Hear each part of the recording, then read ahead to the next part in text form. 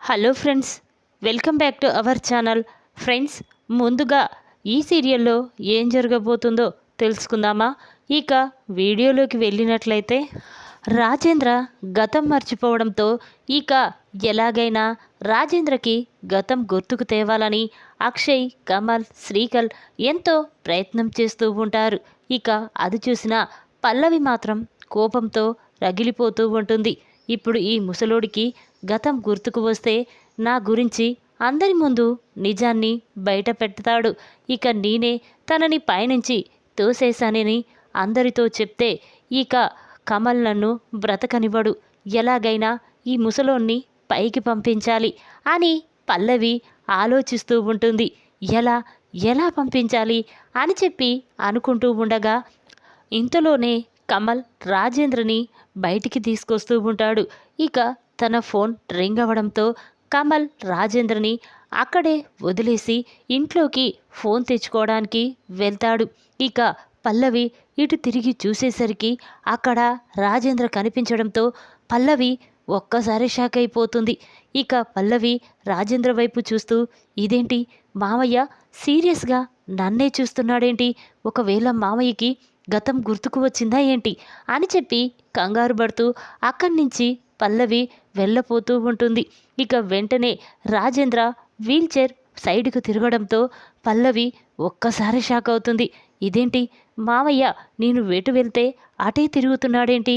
అంటే మామయ్యకి గతం గుర్తొచ్చింది, ఇక నా నిజస్వరూపం అందరి ముందు బయట పెట్టేశాడు అని కంగారు పడుతూ ఉంటుంది. ఇక ఇంతలోనే పల్లవి లేదు, ఎలాగోలా మామయ్యని బ్రతిమిలాడి నేను ఆ నిజాన్ని ఎవరితో చెప్పకుండా చేస్తాను అని చెప్పి పల్లవి వెంటనే రాజేంద్ర కాళ్ళు పట్టుకొని, మామయ్య నన్ను క్షమించు, కావాలని నిన్నలా నేను చెయ్యలేదు, ఏదో ఆవేశంలో చేశాను, కానీ నా నిజస్వరూపం నువ్వు ఎవరి ముందు బయట పెట్టొద్దు అని చెప్పి పల్లవి రాజేంద్రని బ్రతిమిలాడుతూ ఉంటుంది. ఇంతలోనే కమల్ అక్కడికి వస్తాడు. ఇక పల్లవి మాటలు విని కమల్ ఒక్కసారి స్టన్ అయిపోతాడు. ఇక వెంటనే కమల్, ఏంటి పల్లవి, ఏం మాట్లాడుతున్నావు నాన్నతో అనగానే ఇక పల్లవి కంగారు పడి చూస్తూ ఉంటుంది. ఇక తన మనసులో ఇదేంటి, ఇప్పుడు నేను మామయ్యతో మాట్లాడిన మాటలన్నీ కమల్ వినేసి ఉంటాడా అని కంగారు పడుతూ కమల్ అది అంటూ ఉంటే ఇక కమల్కి చాలా కోపం వస్తుంది. అంటే నాన్నని పైనుంచి తోసేసింది నువ్వేనా అని అంటూ ఉంటే అప్పుడు పల్లవి, నా నిజం కమల్కి తెలిసిపోయింది, ఇక అందరికీ తెలిసిపోతుంది అని అనుకుంటూ, అది కాదు కమల్, నేను చెప్పేది విను అంటూ ఉంటే ఇక కమల్, చూడు నువ్వేమీ చెప్పనవసరం లేదు, నీ నిజస్వరూపం తెలిసిపోయింది, అంటే నాన్నని చంపాలని చూసావంటే నాన్న ఏదో నిజం చెప్పబోతున్నాడు, అందుకే ఆ నిజం బయటపడకూడదనే నువ్వు నాన్నని చంపాలనుకున్నావు అని కమల్ పల్లవి చెంప పగలగొడతాడు. ఇక అది చూసిన రాజేంద్ర వెంటనే లేచి నిలబడతాడు. అది చూసి కమల్, పల్లవి ఒక్కసారి షాక్ అయిపోతారు. ఇక కమల్, నానా నానా నీ గతం గుర్తొచ్చిందా అని అంటూ ఉంటే అప్పుడు రాజేంద్ర, ఒరేయ్ నేను గతం మర్చిపోతేనే కదరా గుర్తుకు రావడానికి అని రాజేంద్ర అనగానే ఆ మాటలు విన్న కమల్కి ఏమీ అర్థం కాదు. ఏంటి నాన్న నువ్వేం చెప్తున్నావో నాకు అర్థం కావడం లేదు అనగానే అప్పుడు రాజేంద్ర, ఒరే అర్థమయ్యేలా అన్నీ నేను చెప్తాను కదా అని చెప్పి ఇక పార్వతి, అక్షయ్ అందరినీ పిలుస్తూ ఉంటాడు.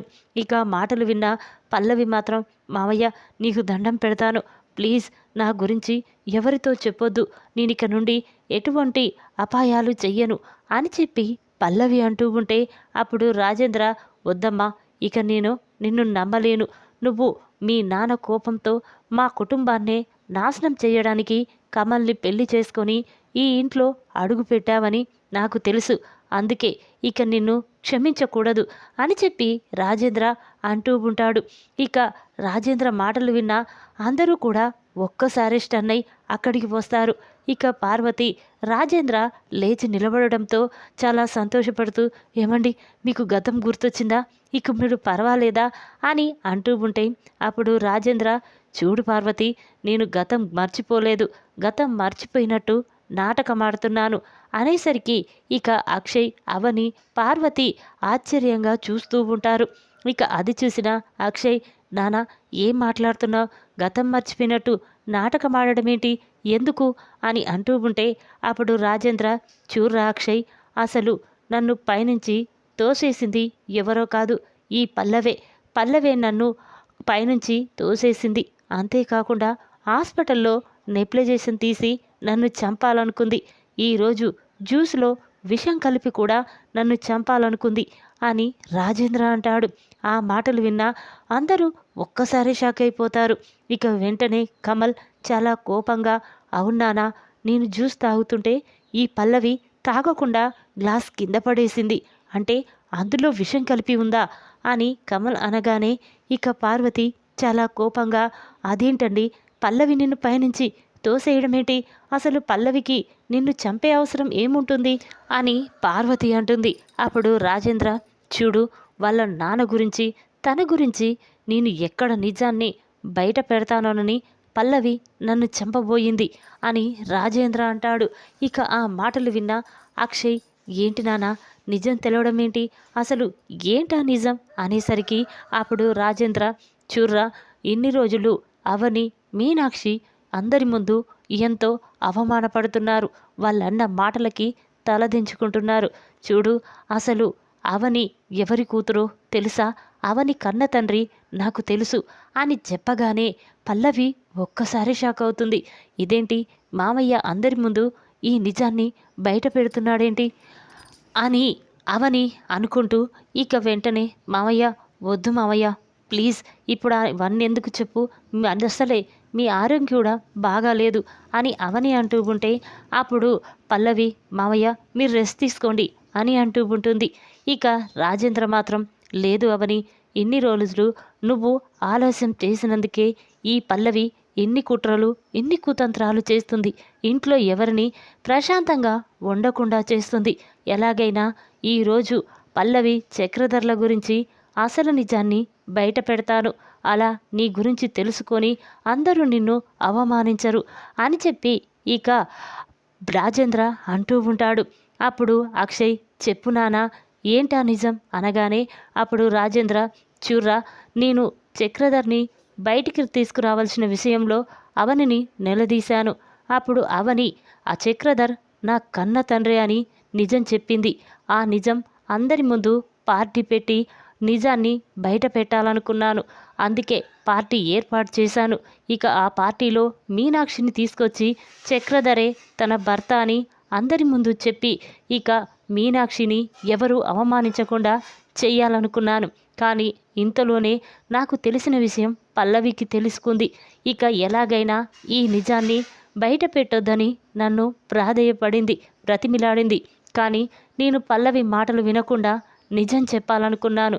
దాంతో పల్లవి నన్ను చంపడానికి కూడా వెనకాడలేదు. పైనుంచి నేను ఎక్కడ నిజం బయట పెడతానోనే పల్లవి పైనుంచి నన్ను తోసేసింది. ఆ నేరాన్ని అవని మీద వేసి అవనిని పోలీసులకి పట్టించింది అని రాజేంద్ర పల్లవి నిజస్వరూపాన్ని అందరి ముందు బయట పెడతాడు. ఇక అది తెలుసుకున్న కమల్, పార్వతి, అక్షయ్ ఒక్కసారే షాక్ అయిపోతారు. ఇక వెంటనే పార్వతి చాలా కోపంగా పల్లవి చెంప పగలగొడుతుంది. ఇక ఒక్క నిమిషం కూడా నువ్వు నా ఇంట్లో ఉండడానికి వీల్లేదు అని చెప్పి ఇక పార్వతి అంటూ ఉంటే అప్పుడు రాజేంద్ర, పార్వతి, అది కాదు ఇప్పుడు చెయ్యవలసింది అని చెప్పి ఇక వెంటనే రాజేంద్ర తన ఫోన్ తీసి రాజేశ్వరికి ఫోన్ చేస్తాడు. రాజేంద్ర నుండి ఫోన్ రావడంతో రాజేశ్వరి ఫోన్ లిఫ్ట్ చేసి, అన్నయ్య అనగానే అప్పుడు రాజేంద్ర, అమ్మ రాజేశ్వరి, ఒక్కసారి ఇంటికి రామ్మా, నీతో ముఖ్యమైన విషయం మాట్లాడాలి అని చెప్పగానే ఇక రాజేశ్వరి షాక్ అయిపోయి చూస్తూ ఉంటుంది. వెంటనే ఫోన్ కట్ చేసి, అంటే మా అన్నయ్య కోలుకున్నాడు, గతం గుర్తుకొచ్చింది, మా అన్నయ్యని కలవాలి, నాతో ఏదో మాట్లాడాలంటున్నాడు అని చెప్పి రాజేశ్వరి వెంటనే రాజేంద్ర ఇంటికి వస్తుంది. ఇక అది చూసిన రాజేంద్ర, ఒరే అక్షయ్, నువ్వు వెంటనే మీనాక్షికి ఫోన్ చేసి ఇక్కడికి రమ్మని చెప్పు అనగానే ఇక అక్షయ్ తన ఫోన్ తీసి మీనాక్షికి ఫోన్ చేస్తాడు. అక్షయ్ నుండి ఫోన్ రావడంతో మీనాక్షి ఫోన్ లిఫ్ట్ చేసి, చెప్పండి అల్లుడు అనగానే అప్పుడు అక్షయ్, అత్తయ్య మీతో అర్జెంటుగా మాట్లాడాలి, ఒక్కసారి ఇంటికి రండి అని చెప్పగానే అప్పుడు మీనాక్షి సరే బాబు అని చెప్పి ఇక రాజేశ్వరి మీనాక్షి ఇంటికి వస్తారు. ఇక అక్కడ మీనాక్షిని చూసిన రాజేశ్వరి కోపంతో రగిలిపోతూ ఏయ్ మళ్ళీ ఇక్కడికి వచ్చావంటే నీ వల్ల నీ కూతురు వల్ల మా అన్నయ్య కుటుంబం నాశనమైపోతుంది, అసలు మీ ఇద్దరు ఈ ఇంట్లో లేకుంటేనే బాగుండిపోయేది అని చెప్పి ఇక రాజేశ్వరి మీనాక్షిని అందరి ముందు అవమానిస్తూ ఉంటుంది. ఇక అది చూసిన రాజేంద్ర చాలా కోపంతో రాజేశ్వరి ఇంకొక మాట మీనాక్షి గురించి తప్పుగా మాట్లాడావంటే నేను ఏం చేస్తానో నాకే తెలియదు అని రాజేంద్ర అనగానే అప్పుడు రాజేశ్వరి అదేంటన్నయ్యా ఇప్పుడు వాళ్ళ వల్లే కదా నువ్వు ఈ పరిస్థితికి వచ్చింది అని రాజేశ్వరి అనగానే అప్పుడు రాజేంద్ర చూడు రాజేశ్వరి ఇదంతా చేసింది అవని కాదు, నీ కూతురు పల్లవే నన్ను చంపాలనుకుంది అని రాజేంద్ర చెప్పగానే ఇక రాజేశ్వరి మీనాక్షి ఒక్కసారి షాక్ అయిపోతారు. ఇక వెంటనే ఏంటన్నయ్యా ఏం మాట్లాడుతున్నావు, నా కూతురు నిన్ను చంపాలనుకోవడమేంటి అనేసరికి అప్పుడు రాజేంద్ర అవును రాజేశ్వరి నీ కూతురే నన్ను చంపాలనుకుంది, ఎక్కడ తన తండ్రి గురించి నేను నిజాన్ని బయట పెడతానని తెలుసుకొని ఇక నన్ను పైనుంచి తోసేసింది నీ కూతురే అనగానే ఇక అందరూ కూడా షాక్ అయిపోయి చూస్తూ ఉంటారు. ఇక రాజేశ్వరి అదేంటన్నయ్యా నా భర్త గురించి నిజం బయట పెట్టడం ఏంటి, ఏం మాట్లాడుతున్నావు అనగానే అప్పుడు రాజేంద్ర చూడు రాజేశ్వరి ఇన్ని రోజులు నీ భర్త నీ కూతురు నిన్ను మోసం చేశారు అసలు అని రాజేంద్ర అనగానే అప్పుడు రాజేశ్వరి ఆశ్చర్యంగా చూస్తూ ఉంటుంది. ఏంటన్నయ్యా మోసం చేయడమేంటి అనేసరికి అప్పుడు రాజేంద్ర చూడమ్మా చక్రధర్ ఎవరో కాదు అవని కన్న తండ్రి అని చెప్పగానే రాజేశ్వరి ఒక్కసారి షాక్ అవుతుంది. ఏంటన్నయ్యా ఏం మాట్లాడుతున్నావు నువ్వు అనగానే అప్పుడు రాజేంద్ర అవునమ్మా ఆ చక్రధర్ మీనాక్షిని మోసం చేశాడు, ఇద్దరు పిల్లలు పుట్టిన తర్వాత ఇక తనని వదిలేసి నీకు దగ్గరికి వచ్చి నిన్ను పెళ్లి చేసుకున్నాడు, ఆస్తి కోసమే నిన్ను పెళ్లి చేసుకున్నాడు అని చెప్పి రాజేంద్ర చెప్పగానే ఆ మాటలు విన్న రాజేశ్వరి ఒక్కసారే షాక్ అయిపోతుంది. ఈ విషయం నీ కూతురు పల్లవికి కూడా తెలుసు, ఆ నిజం నేను ఎక్కడ బయట పెడతానని నన్ను పైనుంచి తోసేసి చంపడానికి కూడా సిద్ధపడింది నీ కూతురు పల్లవి అని రాజేంద్ర అంటాడు. ఆ మాటలు విన్న రాజేశ్వరి చాలా కోపంతో వెంటనే పల్లవి చంప పగలగొడుతుంది.